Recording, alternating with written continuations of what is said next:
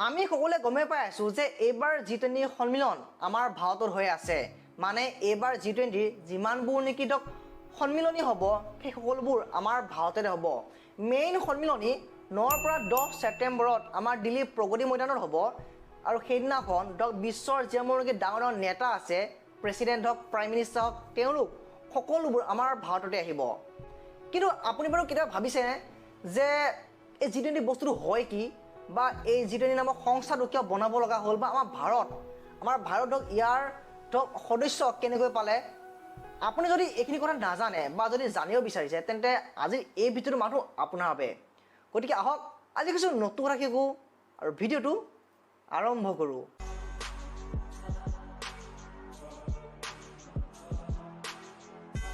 G20 গোটেইখিনি কথা জনাৰ আগত আমি প্ৰথমতে G7ৰ কথা জানিব লাগিব। কাৰণ চাবলৈ গ'লে G7ৰ পৰাই G20ৰ জন্ম হৈছিল। সময় আছিল 1970। সেইখিনি সময়ত বিশ্বৰ দেশবোৰৰ অৰ্থনৈতিক অৱস্থা একেবাৰে বেয়া আছিল। যদিও এই ইকনমিক ক্ৰাইচিছৰ বহুকেইটা কাৰণ আছিল, কিন্তু মেইনলি পেট্ৰল, ডিজেল বা গেছৰ নাটনিকে ইয়াৰ মেইন কাৰণ ৰূপে আমি ধৰিব পাৰোঁ। সেই সময়ত মিডিল ইষ্ট বা আৰৱ দেশবোৰে এই আমেৰিকা আৰু ইউৰোপীয়ান কাণ্ট্ৰিবোৰক তেল বেচা বিক্ৰী ট'টেলি বন্ধ কৰি দিয়ে। কাৰণ এই আমেৰিকা আৰু ইউৰোপীয়ান কাণ্ট্ৰিবোৰ ইজৰাইলৰ সমৰ্থক আছিল। আমি সকলোৱে জানোৱেই যে পৃথিৱীৰ মেক্সিমাম তেল আৰৱ কাণ্ট্ৰিবোৰে বা মিডিল ইষ্টে ছাপ্লাই কৰে। এতিয়া যেতিয়াই নেকি এই মিডিল ইষ্টে তেল ছাপ্লাই কৰা বন্ধ কৰি দিলে, ইয়াৰ লগে লগে পশ্চিমীয়া দেশবোৰক এই তেল বা গেছ নাটনি হোৱাত এক ভয়ানক অৰ্থনৈতিক দুৰৱস্থাৰ সৃষ্টি হ'ল। তো এই দেশবোৰৰ অৰ্থনীতি ঠিক কৰিবলৈ এই দেশবোৰ মিলিত হয় আৰু কেইবাখনো মিটিং হোৱাইট হাউচত কৰে। আৰু এই মিটিংবোৰৰ পৰিণতিত জন্ম হয় G6ৰ। 1975ত G6ৰ প্ৰথমখন অফিচিয়েল মিটিং হয় আৰু এই G6ত থকা দেশবোৰ আছিল USA, West Germany, France, Japan, UK আৰু ইটালী। 1976ত এই G6ত আৰু এখন দেশ এড হয় আৰু সেই দেশখন হৈছে কানাডা। আৰু ইয়াৰ লগে লগে G6 হৈ পৰে G7, মানে গ্ৰুপ অফ 7। ইয়াত G মানে গ্ৰুপ অফ বুজায়। এই 7খন দেশ সেই সময়ৰ আটাইতকৈ ডেভেলপ কাণ্ট্ৰি আছিল। এই গোটেইকেইখন দেশৰে অৰ্থনৈতিক অৱস্থা খুবেই ভাল আছিল আৰু এই দেশকেইখন গণতান্ত্ৰিক আছিল।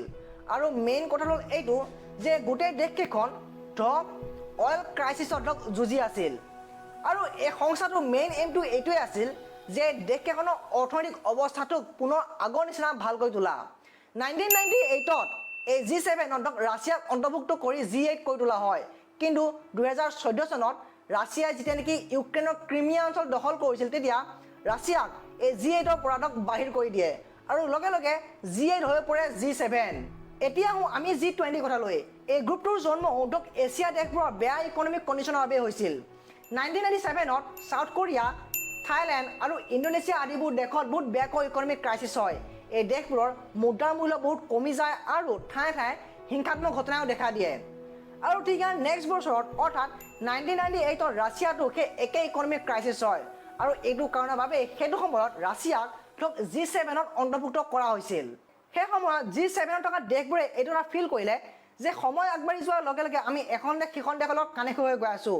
এখন দেশত যদি কিবা প্ৰব্লেম হয়, যদি কিবা ইকনমিক ক্ৰাইচিছ আহে, তেনেহ'লে অতি সোনকালে বেলেগ এখন দেশত একেটা প্ৰব্লেমে দেখা দিয়ে।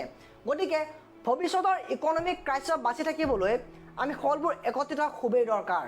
তেওঁলোকে পৃথিৱীৰ যিবোৰ নেকি ডাঙৰ ডাঙৰ দেশ আছে বা যিবোৰ দেশ নেকি ভৱিষ্যতে এক ডাঙৰ অৰ্থনীতি হ'বলৈ গৈ আছে, সেই গোটেইবোৰ দেশকে লগ লগোৱাৰ কথা ভাবিলে। আৰু এই কথা ভবাৰ বাবে 1999ৰ 26 ছেপ্টেম্বৰ তাৰিখে G7ৰ ফাইনেন্স মিনিষ্টাৰসকল লগ হৈ এটা নতুন সংস্থা জন্ম দিয়ে আৰু এই সংস্থাটোৰ নাম আছিল G20, মানে গ্ৰুপ অফ 20।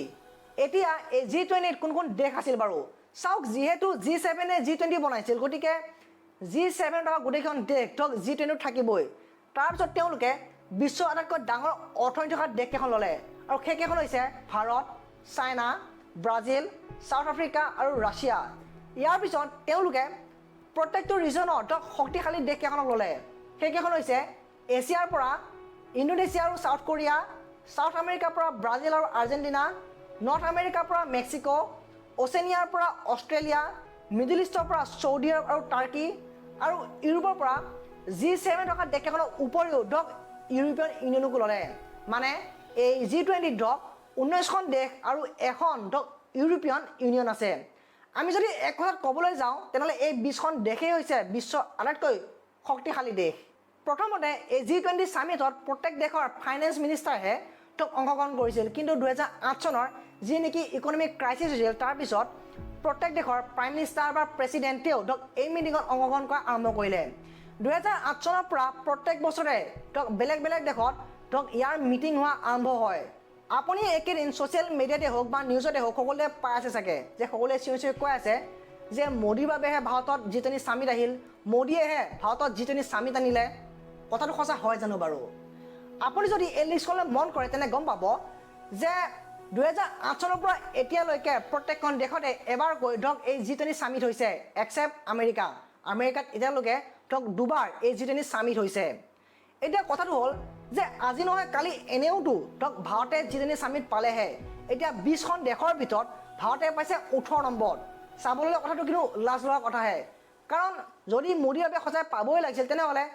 বহুত আগতে পাব লাগিছিল কিন্তু পাইছে কেতিয়া এতিয়া তাকো প্ৰায় লাষ্টৰ সময়ত এবাৰ ভাৰতত হোৱা এই G20 সামিটত বহু দেশে কুটুম্বকম থিম দিছে আৰু এই সামিটত গ্ৰীণ এনাৰ্জি ক্লিন এনাৰ্জি আৰু সাষ্টেইনেবল ডেভেলপমেণ্ট আদিবোৰ নিচিনা বহুত গুৰুত্বপূৰ্ণ টপিকত গুৰুত্ব প্ৰদান কৰিছে আৰু হয়তো ভাৰত এই সামিটৰ পৰা বহুতখিনি উপকৃত হ'ব আৰু এইখিনিয়ে আছিল G20 ইতিহাস G20 বস্তুটো হয় কি বা ইহঁতে কেনেকৈ কাম কৰে আৰু ভাৰত এই G20 কেনেকৈ সদস্য হ'বলৈ পালে আশা কৰিছোঁ আজিৰ এই ভিডিঅ'টোৰ পৰা আপোনালোকে কিছু অলপ নতুন কথা হ'লেও শিকিব পাৰিলে যদি ভিডিঅ'টো চাই ভাল পালে তেনে ভিডিঅ'টো লাইক কমেণ্ট শ্বেয়াৰ আৰু এনেকুৱা নিচিনা ইনফৰ্মেটিভ আৰু এডুকেশ্যনেল ভিডিঅ' চাই থাকিবলৈ এই চেনেলটো ছাবস্ক্ৰাইব কৰিব নাপাহৰিব পৰৱৰ্তী ভিডিঅ'ত পুনৰ লগ পোৱাৰ আশাৰে ধন্যবাদ জয় আই অসম